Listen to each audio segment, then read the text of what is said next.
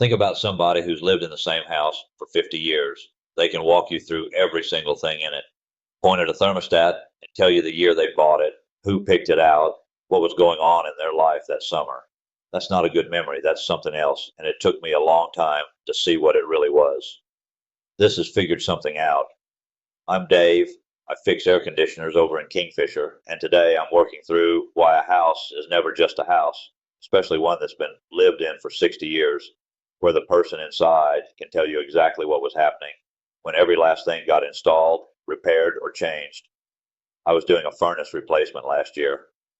Older home, built in 1967. The man who lived there had been in it since 1971, 50 some years under the same roof. He didn't need any convincing that the furnace was done. He knew. But he pointed at the thermostat and said, "My wife picked that one. She liked the look of it. That thermostat was from 1994. It hadn't worked right in years. He'd been running the whole system by hand around it. That's not stubbornness, and it's not him being behind the times. It's something else. And I've been in enough houses to know I had to be careful with that moment, because I wasn't just swapping out a furnace. I was reaching into something he'd built a life around. So I went and read up on what's going on there, and it turns out it has a name. The researchers call it place identity.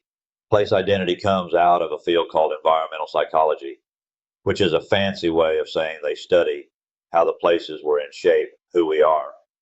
Here's the plain version. The spots where you spend real time, year after year, decade after decade, they don't just get your attention. They get folded into how you understand yourself. You're not only attached to the house becomes part of you. The way they put it, it's a kind of ownership that runs deeper than the paperwork. You don't just own the house has gotten into who you are. The rooms hold different versions of you.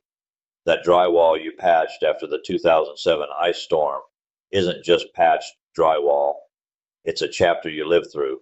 The furnace your wife picked out isn't just a heater, it's her, still in the house. The longer you're in a place, the more of yourself you leave in it.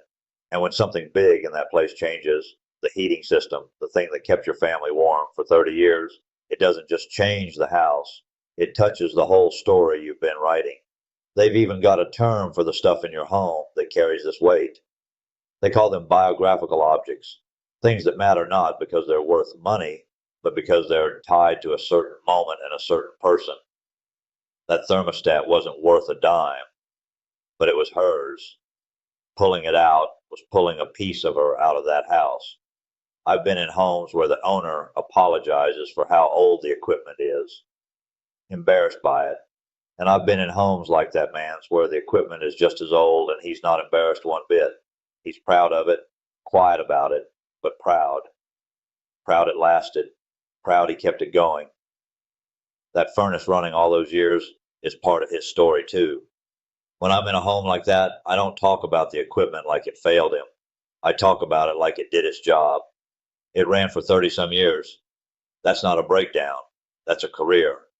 And now we're going to put in something that'll take care of him the same way for the next chapter. That reframe matters, not as a sales trick, as a true thing, because the person across from you isn't buying a furnace. They're signing off on a change, and they need to know that whoever's doing the work understands what they're changing away from. I asked him if he wanted to keep the thermostat, set it aside somewhere. He thought about it a second and said no. Said she wouldn't want him hanging on to a broken thermostat.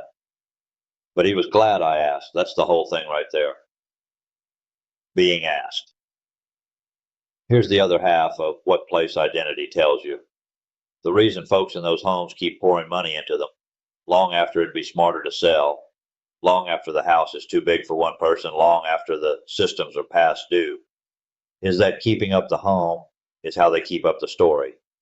Every repair is a way of looking after the place, but it's more than the place. It's everything the place is holding. The researcher who wrote about this said keeping up a home is a way of editing your life story while you get things ready for a future you won't be around for. That one stuck with me. Getting things ready for a future beyond your own. The man who kept that furnace running wasn't just keeping the house warm, he was keeping the house, keeping it ready for his kids, his grandkids, whoever comes next. Once you see that, the job changes on you. You're not just fixing a machine. You're a small part of how somebody looks after the most personal thing they've got. Here's what I figured out. A house that's been lived in for 50 years isn't outdated. It's layered. Every system in it has a story hanging off of it. And when you come in as the technician, you're walking straight into somebody's life story. You can treat it like a service call, or you can treat it like what it actually is. The people who stay in their homes the longest, who look after them the most, who care the most about who they let through the door, those aren't your hard customers. They're telling you plain as day what the place means to them. The right answer is to show them you understand that before you lay a hand on anything. This has Figured Something Out. I'm Dave Hartzell. Thanks for riding along with me. Call 405-375-4822 or book at hartzellseatair.com.